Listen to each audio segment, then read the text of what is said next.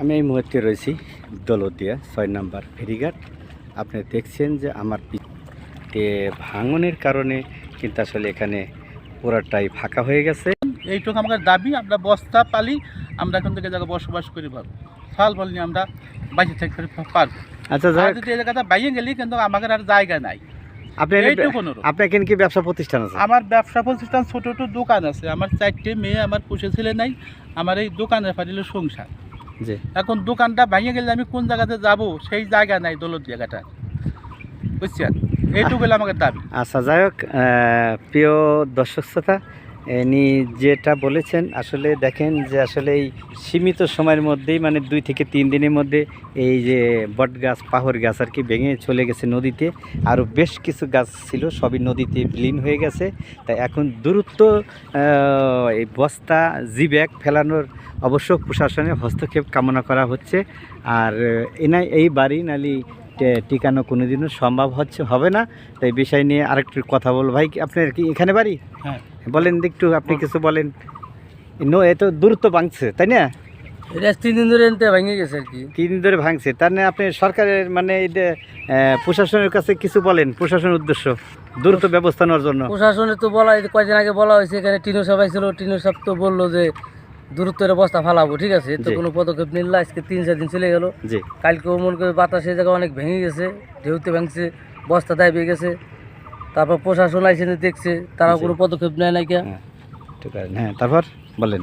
এরা পরবর্তী মনে করছে দ্রুত কোনো মানে পদক্ষেপ নিলে পারে আমরা আর কি স্বস্তি পান, বাড়িঘরগুলি টিকাইতে পারেন। এখানে চাঁদখানপাড়া স্কুলের রোড আছে, এখানে মানুষ যাতায়াত করে, এই পথটাও টিকবি, ঠিক আছে। জি, কি নাম আপনার তাহলে? আমার নাম মোহাম্মদ আলমগীর। আপনার বাড়ি কোথায়?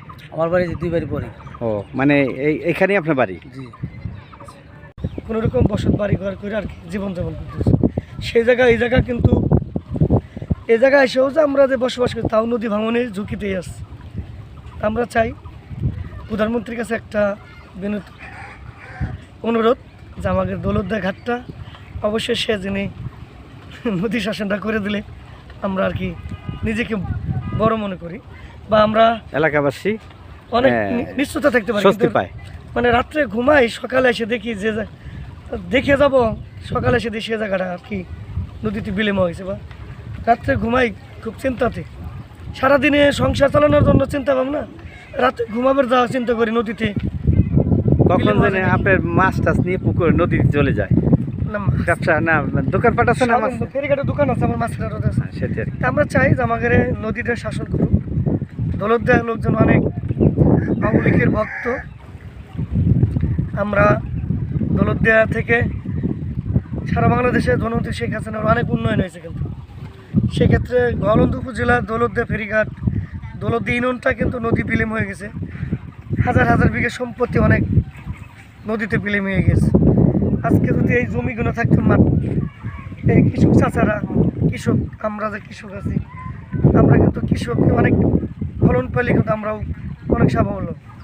সে জায়গা থেকেও কিন্তু আমরা বিরক্ত হয়ে গেছে, নদী বিলীন হয়ে গেছে। আচ্ছা, ধন্যবাদ। আপনার মুখ থেকে অনেক তথ্য জানতে পারলাম। আর বিষয় হইতেছে এই ভাঙনটা ধরছে কতদিন ধরে? আজ 3-4 দিন ধরে এই যে চাচা বারেক মিদার খুবই অসহায়ের ভিতরে পড়ে গেছে। এখানে 5-6টা গাছ ছিল, একটা দাঁড়াই আছে, 2টা আম গাছ ছিল, একটা মেয়েকুনি গাছ ছিল। এই যে এই গাছটা কি ভেঙে গেছে? না, এটা ভেঙে গেছে তো, এই যে ভেঙে নদীর মধ্যে পড়ে গেছে। ড্রাইভে একবার আবার মাছও মারছে। আচ্ছা, ধন্যবাদ আপনাকে। ফরহাদ। আপনার বাড়ি কোথায়? আমার বাড়ি যেটা। এখানেই আপনার বাড়ি? হ্যাঁ, আমার বাড়ি এখানে। এখন যাই হোক দর্শক, আসলেই শুনলেন যে আসলে সে মনের যে একটা বেদনা প্রকাশ করলেন, সে সরকারের কাছেও আবদার করছেন এই বাড়িঘর যাতে রেহাই পেতে পারে। তাই আমি একজন স্থানীয় সংবাদকর্মী হিসাবে সরকারের কাছে বিনীত নিবেদন আবেদন করব এই প্রশাসনের কাছে যে দ্রুত এই ব্যাগ যদি ফেলে তাহলে এই বাড়িঘর রক্ষা করা সম্ভব হবে। আর আরেকটা বিষয় নিয়ে কথা বলবো যে এখানে একটা একটা রাস্তা রয়েছে স্কুলে যাওয়া সব পোলাপানের, এরা কিন্তু রেগুলারই এখান দিয়ে এই স্কুলে যাওয়া আসা করে। মানে স্কুলে তোমরা কোন স্কুলে পড়ো? আচ্ছা, তোমরা কি এই রাস্তা যাওয়া আসা করো? তাই জানে যে এখানে যে ভাঙন ধরা দিছে, তোমরা কি চাও কতদিন একটু ভালো রাস্তা এটা তোমরাও চাও? আর যদি এটা ভেঙে যায় তোমরা যাওয়া আসা করতে পারবা না? আচ্ছা, কি নাম তোমার? মারজান। মারজান, তোর রোল নাম্বার কত? Roll number 45। মাশাআল্লাহ। তোমার নাম কি? লাম।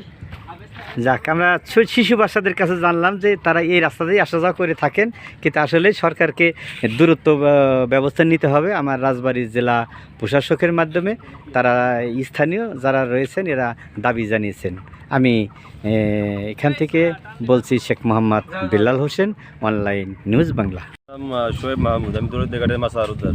আচ্ছা, এখন এই যে নদী ভাঙনের বিষয় নিয়ে আমি আপনার কাছে কিছু তথ্য জানতে চাচ্ছি, যেখানে নদী ভাঙন তৈরি হয়েছে কয়দিন ধরে? এখানে অ্যাকচুয়ালি নদী ভাঙন কি প্রতি বছরই না এখানে নদী ভাঙা শুরু হয়। তারপরে এই বিগত দুদিন থেকে এখানে নদী ভাঙা শুরু হচ্ছে, এই জায়গায় কিছু সম্পদ চলে গেছে। আর এই নদী ভাঙার কারণে আমাদের এখানে যারা বসবাস করে তারা খুব একটা রিক্সের ভিতরে আছে। সুতরাং আমরা বাংলাদেশ সেই সরকারের কাছে দাবি জানাই, এবং যে আমাদের রাজবাড়ী ডিস্ট্রিক্টের যে জেলা প্রশাসক আছে এবং কেউ তার কর্মকর্তা তাদের মাধ্যমে এটা দ্রুত বাস্তব করে, কারণ বর্ষা শুরু হয়ে গেলে এবার তখন কাজ করা সম্ভব না। আচ্ছা, এই 24 সালে কয়দিন ধরে ভাঙন তৈরি হয়েছে?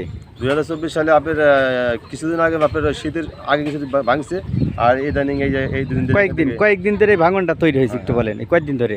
3 থেকে 4 দিনের জায়গা। আচ্ছা, ধন্যবাদ। 3 থেকে 4 দিন ধরে এই ভাঙনটা তৈরি হয়েছে। আপনারা দ্রুত সরকারের কাছে দাবি জানাচ্ছেন যাতে এটা দ্রুত ব্যবস্থা নেয়। কি নাম ভাই জানো? শোয়েব মাহমুদ। আচ্ছা, ধন্যবাদ। আমি এই মুহূর্তে রয়েছি রাজবাড়ী জেলা 6 নম্বর ফেরিঘাটে। আমার পিছনে দেখতে পাচ্ছেন রয়েছে ওইটা 7 নম্বর ফেরিঘাট, এটা 6 নম্বর ফেরিঘাট। কিন্তু আসলে এই 6 নম্বর ফেরিঘাটে আমার পাশে দেখছেন যে এই যে নদী ভাঙন তৈরি হয়েছে, আর এই আজ 3 দিন যাবৎ নদী ভাঙছে। কিন্তু আসলে যে এই নদী বিলীন হয়ে যাচ্ছে দৌলতদিয়া ঘাটে, সে বিষয় নিয়ে কিন্তু এখনও বিআরডব্লিউটি এর পক্ষ থেকে বা আমাদের রাজবাড়ী জেলা প্রশাসক বা পানি উন্নয়ন বোর্ডের পক্ষ থেকে এখন কোনো উদ্যোগ নেওয়া হয় নাই। তাই এখন এই এলাকাবাসী দাবি জানাচ্ছে যে দূরত্ব যেন যে এই নদী শাসনের ব্যবস্থা নেয়, এতে তাহলে ভাঙন ঠেকানো সম্ভব হবে। এখন যদিও পানি বাড়তি হয় নাই, হয়তো আর কিছুদিনের মধ্যে পানি বাড়তি শুরু হবে। যখন পানি বাড়তি শুরু হবে তখন কিন্তু নদী ভাঙন ঠেকাইতে গেলে ভীষণ বেগ পেতে হবে। আমি এই বিষয় নিয়ে আমি আপনাদের সাথে রয়েছি শেখ মোহাম্মদ বিল্লাল হোসেন, অনলাইন নিউজ বাংলা। আপনাদেরকে দেখাতে পারছি যে নদীর যে ঢেউ, সেই ঢেউয়ের কারণেই কিন্তু এই নদীটা মানে পারাল ভাঙছে। কারণ এখানে ফেরি, লঞ্চ এবং আপনার ট্রলার এই যাতায়াতের কারণেই কিন্তু বেশিরভাগই রয়েছে যে এই নদী ভাঙনের মূল কারণ হয়ে দাঁড়াচ্ছে। আর দেখাচ্ছি যে দেখেন কত বড় বড় নদী ভাঙনের চাপ নিয়েছে, এই চাপ ভেঙে ভেঙে পড়ছে। আমি সেই বিষয় নিয়ে আপনাদেরকে দেখাচ্ছি। দেখেন যে আসলে কত ঝুঁকির মধ্যে রয়েছে এই বাড়ি কয়েকটা। এই বাড়ি কিন্তু বিলীন হয়ে যাবে দূরত্ব ব্যবস্থা না নিলে। আমি সেই বিষয় নিয়ে আপনাদের সাথে রয়েছি শেখ মোহাম্মদ বিল্লাল হোসেন, অনলাইন নিউজ বাংলা, দৌলতদিয়া 6 নম্বর ফেরিঘাট থেকে আমি আপনাদের সাথে।